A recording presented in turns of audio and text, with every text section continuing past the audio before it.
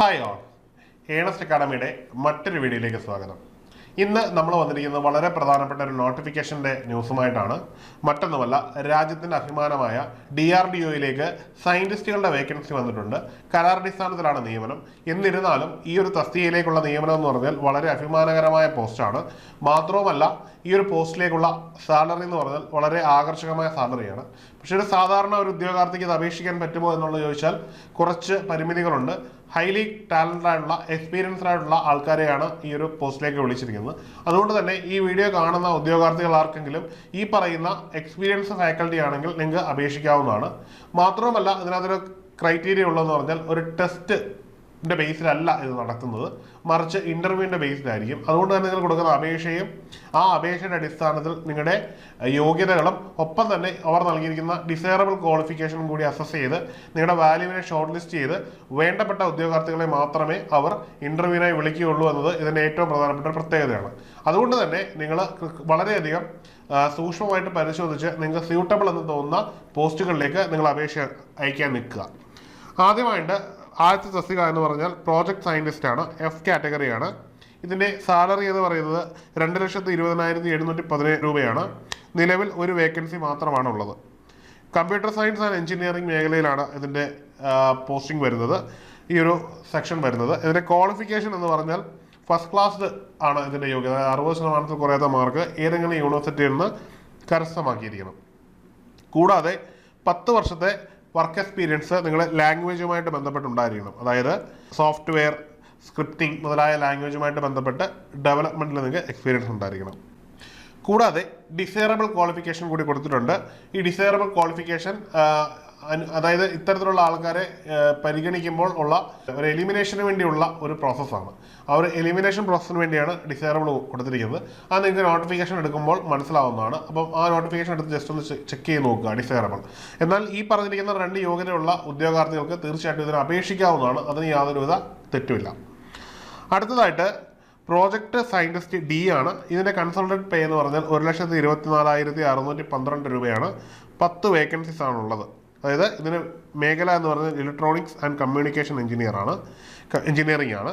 ഇതിൻ്റെ യോഗ്യത എന്ന് പറഞ്ഞാൽ ഫസ്റ്റ് ക്ലാസ് ഡിഗ്രി തന്നെയാണ്. എഞ്ചിനീയറിംഗ് ആൻഡ് ടെക്നോളജിയാണ്. ഇനി ഇത് കുറയാത്തത് ഇതിൽ 5 വർഷത്തെ എക്സ്പീരിയൻസ് ഉണ്ടായിരിക്കണം. നിങ്ങൾക്ക് ഈ ഒരു മേഖലയുമായിട്ട് ബന്ധപ്പെട്ട് 5 വർഷത്തെ എക്സ്പീരിയൻസ് ഉണ്ടായിരിക്കണം. അതിൽ തന്നെ നിങ്ങൾക്ക് design, development and testing of electronics, RF system, sub system മുതലായവയിൽ ഒരു എക്സ്പീരിയൻസ് ഉള്ള ആളായിരിക്കണം. രണ്ടാമതായിട്ട് experience in handling test and measurement equipment like signal generators, spectrum analyser, network analysers മുതലായ മേഖലയിലും നിങ്ങൾക്ക് ഉണ്ടായിരിക്കണം. നിങ്ങൾക്ക് ഒരു എക്സ്പീരിയൻസ് ഉണ്ടായിരിക്കണം. ഈ 2 മേഖലകളിലെ എക്സ്പീരിയൻസ് ഇവിടെ ഒരു യോഗ്യതയായിട്ട് പറയുന്നുണ്ട്. ഇതുള്ളവർക്കും ഈ ഒരു പോസ്റ്റിലേക്ക് അപേക്ഷിക്കാവുന്നതാണ്. അപ്പം അടുത്തതായിട്ട് പ്രോജക്റ്റ് സയൻറ്റിസ്റ്റ് C ആണ്. ഇത് സാലറിയുടെ എമൗണ്ട് എന്ന് പറഞ്ഞാൽ 1,80,073 ആണ്. 7 വേക്കൻസികളാണ് ഓൾ ഓവർ ഇന്ത്യ ഉള്ളത്. ഇലക്ട്രോണിക്സ് ആൻഡ് കമ്മ്യൂണിക്കേഷൻ എഞ്ചിനീയറിംഗ് ആണ് ഇതിൻ്റെയും ക്രൈറ്റീരിയ വരുന്നത്. ഇതിൻ്റെ ക്വാളിഫിക്കേഷൻ എന്ന് പറഞ്ഞാൽ അറ്റ്ലീസ്റ്റ് ഫസ്റ്റ് ക്ലാസ് വളരെ അടിസ്ഥാനമാണ്. എല്ലാ പോസ്റ്റിനും ഫസ്റ്റ് ക്ലാസ് ഡിഗ്രി അനിവാര്യമാണ്. ഇനി minimum 3 year of work experience in the design, development and testing of electronic, RF system and sub system. നമ്മൾ നേരത്തെ പറഞ്ഞ അതേ പോസ്റ്റിൻ്റെ എക്സ്പീരിയൻസ് ഒരു 3 വർഷമായിട്ട് കുറയുന്നു. രണ്ടാമത്തെ കാറ്റഗറിയിൽ 3ാമത് പറയുന്ന ആ ഒരു എക്സ്പീരിയൻസും ഇവിടെ വേണ്ട. ഈ 2 എക്സ്പീരിയൻസ് വെച്ച് നമുക്ക് അപേക്ഷിക്കാവുന്നതാണ്. പിന്നെ ഡിസൈറബിൾ ആയിട്ടുള്ള ക്വാളിഫിക്കേഷൻ പറയുന്നുണ്ട്, അത് നോട്ടിഫിക്കേഷനിൽ നോക്കുക. അത് ഇതിൻ്റെ അഭാവത്തിൽ, അതായത് ധാരാളം ഉദ്യോഗാർത്ഥികൾ വരികയും ഡിസൈറബിൾ ആയിട്ടുള്ള യോഗ്യത ഉള്ളവർ കൂടുതലായിട്ട് വരികയും ചെയ്യുമ്പോഴാണ് നിങ്ങളുടെ അപേക്ഷ കൺസിഡർ ചെയ്യാതെ പോവുകയുള്ളൂ. അടുത്തതെന്ന് പറഞ്ഞു കഴിഞ്ഞാൽ പ്രോജക്ട് സയൻറ്റിസ്റ്റ് B ആണ്. കൺസോളിഡേറ്റഡ് പേ 90,789 ആണ്. 2 വേക്കൻസികളുള്ളത്. ഇതിൻ്റെയും ഇലക്ട്രോണിക് ആൻഡ് കമ്മ്യൂണിക്കേഷൻ എഞ്ചിനീയറിംഗ് ആണ്. ഇതിന് പ്രധാനമായിട്ടും വേണ്ടത് at least first class bachelors degree in engineering technology for a recognised യൂണിവേഴ്സിറ്റിയാണ്. ഇത് എല്ലാവർക്കും അപ്ലൈ ചെയ്യാം. അതായത് 60% മാർക്കുള്ള ഏതൊരാൾക്കും അപ്ലൈ ചെയ്യാൻ പറ്റും. പക്ഷേ ഇവിടെ ഡിസൈറബിൾ ക്വാളിഫിക്കേഷനായിട്ട് ഒരെണ്ണം മാത്രമേ പറഞ്ഞിട്ടുള്ളൂ, വാലിഡ് ഗേറ്റ് സ്കോർ ആണ്. Valid gate score desirable qualification ആയിട്ട് കൺസിഡർ ചെയ്യുക. അതായത് നിങ്ങൾ അപേക്ഷിക്കുമ്പോൾ നിങ്ങൾക്ക് ഈ ഒരു കൺസിഡർ ചെയ്യുമ്പോൾ വാലിഡ് സ്കോർ ഉള്ളവർ വന്നു കഴിഞ്ഞാൽ സ്വാഭാവികമായിട്ട് അവരെ കൺസിഡർ ചെയ്യും. ഇതെല്ലാവർക്കും അപേക്ഷിക്കാൻ പറ്റുന്നൊരു പോസ്റ്റ് ആയിരിക്കും. ഓൾമോസ്റ്റ് നമ്മുടെ ചുറ്റുപാടത്തുള്ള എല്ലാവർക്കും അപേക്ഷിക്കാൻ പറ്റുന്നൊരു പോസ്റ്റ് ആയിരിക്കും. പിന്നെ ഈ വാലിഡ് ഗേറ്റ് സ്കോർ ഉള്ളവരുടെ ഒരു ക്ലോസ് പറയുന്നത് പൊതുവെ ഇവരെയൊക്കെ എടുത്തിട്ട് സ്ഥിരപ്പെടുത്തും, ഈ ഡിപ്പാർട്ട്മെന്റിൽ അവർ സ്ഥിരപ്പെടുത്തും എന്നുള്ളത് കൊണ്ടുകൂടിയാണ്. ഈ പോസ്റ്റുകളൊക്കെ കരാർ അടിസ്ഥാനത്തിലാണെങ്കിലും ഗ്രാജുവലി ഇത് പെർമനന്റ് ആവുന്നതാണ്. അതായത് കോൺട്രാക്ട് കഴിഞ്ഞ് തീരും എന്നൊന്നും പറയുന്നില്ല. ചിലപ്പോൾ ഇത് DRDOയുടെ ഭാഗമായിട്ടൊക്കെ മാറാനാണ് സാധ്യത. ഇനിയും എങ്ങനെയാണ് ഇതിലേക്ക് അപേക്ഷിക്കേണ്ടതെന്നുള്ളതാണ്. ഇതിന് അപേക്ഷിക്കാനുള്ള അവസാന ഡേറ്റ് എന്ന് പറഞ്ഞാൽ 1 ഏപ്രിലാണ്. അതായത് ഈ ഏപ്രിൽ 1 തീയതിയാണ് ഇതിൻ്റെ അപേക്ഷിക്കാനുള്ള അവസാന ഡേറ്റ്. അപ്പം നിങ്ങൾക്ക് ഈ പറഞ്ഞ നിർദ്ദിഷ്ട യോഗ്യത ഏതെങ്കിലുമൊക്കെ ഉള്ള ഉദ്യോഗാർത്ഥികളാണെങ്കിൽ നിങ്ങൾ എന്ത് ചെയ്യുക, നിങ്ങൾ ഈ ഒരു DRDOയുടെ സൈറ്റ് വഴി ഓപ്പർച്യൂണിറ്റി അല്ലെങ്കിൽ കരിയർ വഴി കയറി നിങ്ങൾ അപേക്ഷിക്കാവുന്നതാണ്. അതിൻ്റെ അകത്ത് എല്ലാ ഡീറ്റെയിൽസും ഉണ്ടാവും. നമ്മൾ ഒരു പ്രൊഫൈൽ ക്രിയേറ്റ് ചെയ്ത് വഴി തന്നെയാണ് അപ്ലൈ ചെയ്യുന്നത്. ആസ് യൂഷ്വൽ ഏതൊരു ഗവൺമെൻറ് എംപ്ലോയ്മെൻറ്റിനും അപ്ലൈ ചെയ്യുന്ന പോലെ തന്നെ നിങ്ങൾക്ക് ഈസി ആയിട്ട് തന്നെ ആക്സസ് ചെയ്ത് രജിസ്റ്റർ ചെയ്ത് മുമ്പോട്ട് പോകാവുന്നതാണ്. ഇനി മറ്റൊരു പ്രത്യേകതയായിട്ട് പറയുന്നത്, നമ്മളീ പറയുന്ന അക്കാഡമിക്സിനും ഒപ്പം തന്നെ നമ്മുടെ എക്സ്പീരിയൻസിനും ഡോക്യുമെന്റ് പ്രൂഫ് ഉള്ളത് മാത്രമേ അവിടെ അക്സെപ്റ്റ് ചെയ്യൂ, അല്ലാത്ത ഒന്നും അക്സെപ്റ്റ് ചെയ്യില്ല എന്ന് കൃത്യമായിട്ട് പറയുന്നുണ്ട്. ഇനിയും ഇതിൻ്റെ പ്രായപരിധിയാണ്. ഇതിനകത്ത് ഫസ്റ്റ് F കാറ്റഗറിയിൽ വരുന്ന പ്രോജക്റ്റ് സയൻറ്റിസ്റ്റ് Fൻ്റെ പ്രായപരിധി 55 വയസ്സാണ്. പ്രോജക്റ്റ് സയൻറ്റിസ്റ്റ് Dയുടെ പ്രായപരിധി എന്ന് പറഞ്ഞാൽ നോട്ട് എക്സീഡ് 45 ആണ്, 45 വയസ്സാണ്. പ്രോജക്റ്റ് സയൻറ്റിസ്റ്റ് Cയുടെ കാറ്റഗറി 40 ആണ്. പ്രോജക്റ്റ് സയൻറ്റിസ്റ്റ് Bയുടെ കാറ്റഗറി എന്ന് പറഞ്ഞാൽ 35 വയസ്സാണ്. എന്നാൽ നിയമാനുസൃതമായിട്ടുള്ള എല്ലാ ഏജ് റിലാക്സേഷനും SC ST OBC ex service മുതലായ മേഖലയിൽ നിന്ന് വന്നവർക്ക് ലഭിക്കുന്നത് കൂടിയാണ് എന്നുകൂടി നമ്മൾ ഓർക്കേണ്ടതുണ്ട്.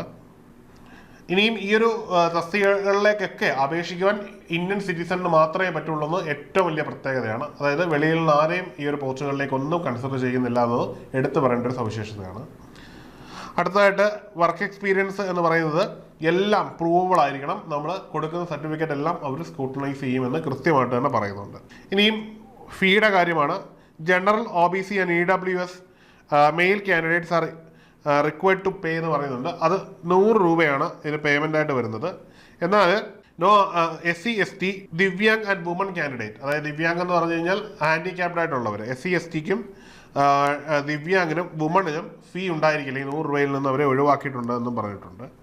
ഇനിയും ഇതിലേക്ക് റിക്രൂട്ട് ചെയ്യുന്നതെന്ന് പറഞ്ഞാൽ നമ്മുടെ അപേക്ഷകളെ സ്ക്രൂട്ടനൈസിന് ശേഷം ഇൻ്റർവ്യൂ നടത്തി, ഇൻ്റർവ്യൂവിന് ശേഷം ഷോർട്ട് ലിസ്റ്റ് ചെയ്തിട്ടായിരിക്കും ഇവർ ഈ ഒരു പോസ്റ്റുകളിലേക്ക് റിക്രൂട്ട് ചെയ്യുന്നതെന്ന് വ്യക്തമായിട്ട് തന്നെ പറഞ്ഞിട്ടുണ്ട്. അതായത് ഒരു ടെസ്റ്റ് വഴി ആയിരിക്കില്ല, നിങ്ങളുടെ വിദ്യാഭ്യാസത്തിൻ്റെ അടിസ്ഥാനം തന്നെയാണ്, അല്ലെങ്കിൽ നിങ്ങളുടെ മാർക്കിൻ്റെ നിങ്ങളുടെ എക്സ്പീരിയൻസിൻ്റെ അടിസ്ഥാനത്തിൽ തന്നെയായിരിക്കും നിങ്ങൾ ഈ പോസ്റ്റിലേക്ക് റിക്രൂട്ട് ചെയ്യുന്നതെന്ന് കൃത്യമായിട്ട് തന്നെ മനസ്സിലാക്കാം. അതായത് വാലിഡ് ഗേറ്റ് സ്കോർ ഉള്ളവർക്കൊക്കെ വലിയ ആഡോൺ ലഭിക്കുന്ന ഒരു കാര്യം കൂടിയാണ്. അപ്പോൾ നന്നായിട്ട് തന്നെ ആലോചിച്ചിട്ട് യോഗ്യതയുള്ളവർ അപ്ലൈ ചെയ്യുക. ഈ ഒരു യോഗ്യതയുള്ളവർ ഒരു കാരണവശാലും അപ്ലൈ ചെയ്യാതെ പോവുകയും ചെയ്യരുത്. കാരണം ഇന്ത്യയുടെ വളരെ പ്രൊസീജിയസ് ആയിട്ടുള്ള ഒരു സംവിധാനത്തിൻ്റെ ഭാഗം പോകാൻ കിട്ടുന്ന വളരെ വലിയ ഓപ്പർച്യൂണിറ്റിയാണ്. അപ്പോൾ എല്ലാവർക്കും ആശംസകൾ. നന്നായി പഠിച്ച് പ്രിപ്പയർ ചെയ്ത് മുമ്പോട്ട് പോവുക. അപ്പം എല്ലാവരും അപ്ലൈ ചെയ്യുക. മറ്റൊരു വീഡിയോയിൽ കാണാം. Good bye.